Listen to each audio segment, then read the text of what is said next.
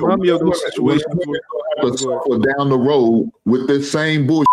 Because if the situation you just laid out, I'm letting them know this gonna come back to haunt you. Please believe me, this gonna come back to haunt this. You babying this boy, making this boy soft. It's going to come back and haunt you. Okay. So now you're going to deal with it later, and you ain't going to want to. So now when he turns 16 and he's cock strong, twice your size, twice your height, and you can't deal with him no more, now I got to come in and I got to wear the goddamn black hat? No, ma'am. Suffer. Suffer with them. Oh, because that's what Real Dope is saying. You can't say no, Real Dope said he's walking away. Real Dope said he is walking away if he feels like his manhood is being challenged. That's what Real Dope said. Why you keep listen, changing what I said? Y'all that's what you said. Words mean things. Words you gotta. I never said if my manhood is challenged. Marcus and Real Hink. What Real Dope is saying is different than what y'all are hearing.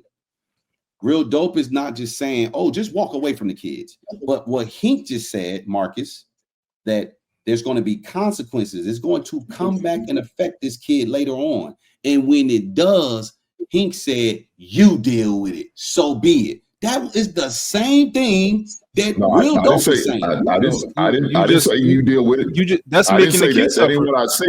What'd you say, Hink?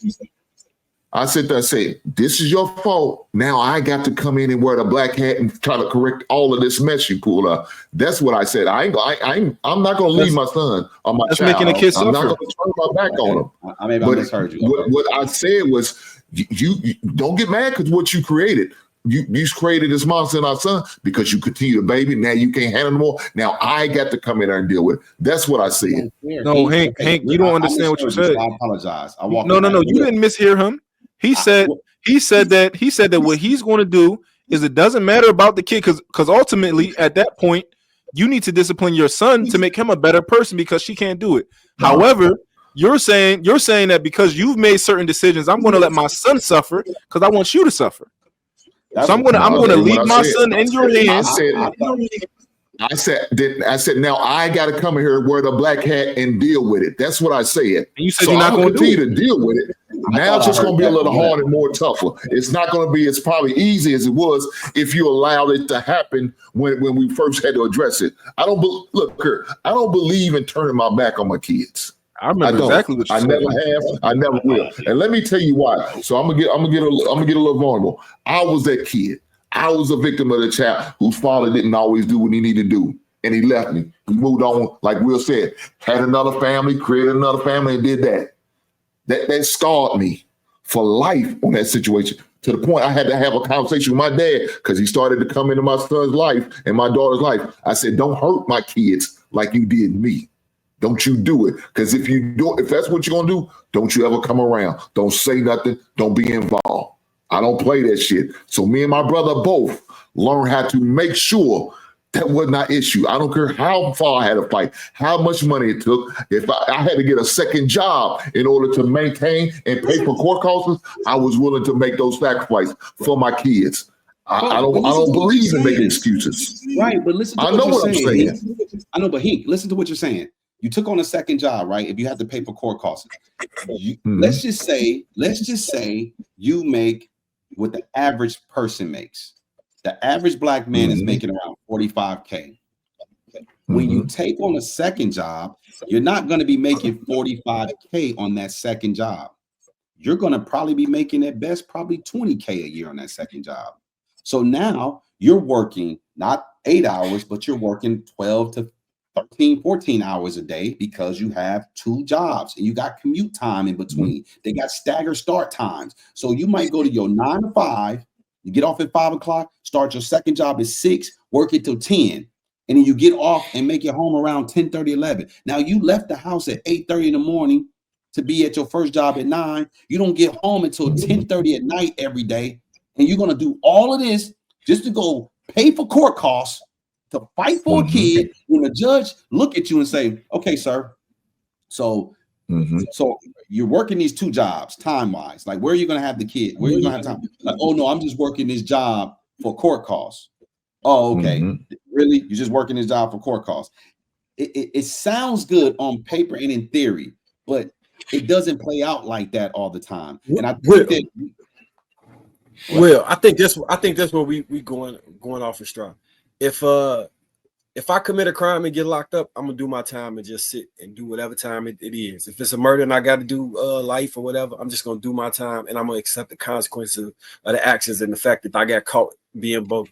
I look at having a child with a woman that's bogus as a penalty I just got to suffer through. So because you don't have a kid by a woman like that. That's why you think like that. I wouldn't do it because I think like that. Which is why it's a lot of niggas I'd be like, bro, you gonna get us caught. I can't fuck with you in my youth because I see that like XYZ. But had I gotten in a jam, I would have done all the time. But Marcus, I hear you, bro. Trust me, I hear what you're saying. What you're saying makes logical sense. Well, what happens with the guys like in my scenario, right? My scenario, I got married at 20.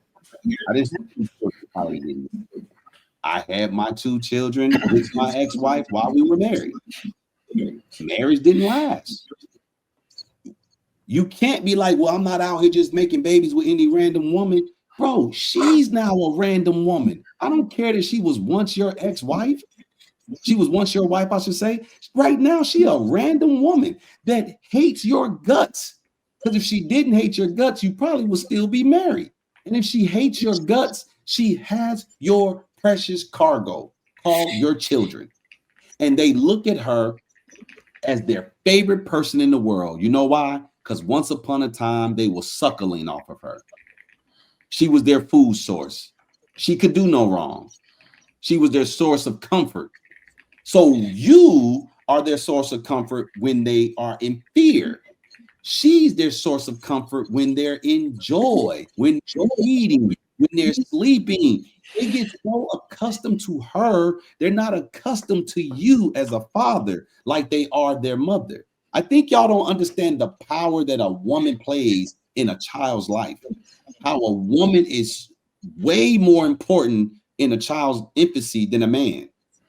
Kids don't even need to know who they're. I think influential is the right word, not important. Well, what I'm saying as far as like a child doesn't even need to know who their father is for the first 3 years of their life. They would be just fine. You could introduce every father to a child at 3 and they'll be just fine. They don't need to be there from day one.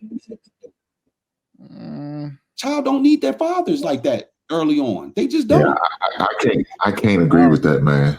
Okay. Well, what do we do? I think it's ideal for you. I think it's ideal for you to be in your kid's life early on. But I know what you're talking about because I feel the same way for the second half of the life. I think that you don't need your mom like that in the second half of your life, right? Even though it's of course it's helpful to have her, but for that second part of your life, you don't need her. She's not like so you don't need nurturing at that point in your life. You need discipline. Tell me that's why I think y'all think it too extreme, but you do. You need that balance, man. I couldn't imagine raising my daughter through the whole time and trying to have some myself, because now I have to do it, explain going through her menstrual cycle, explain to going through all these emotions.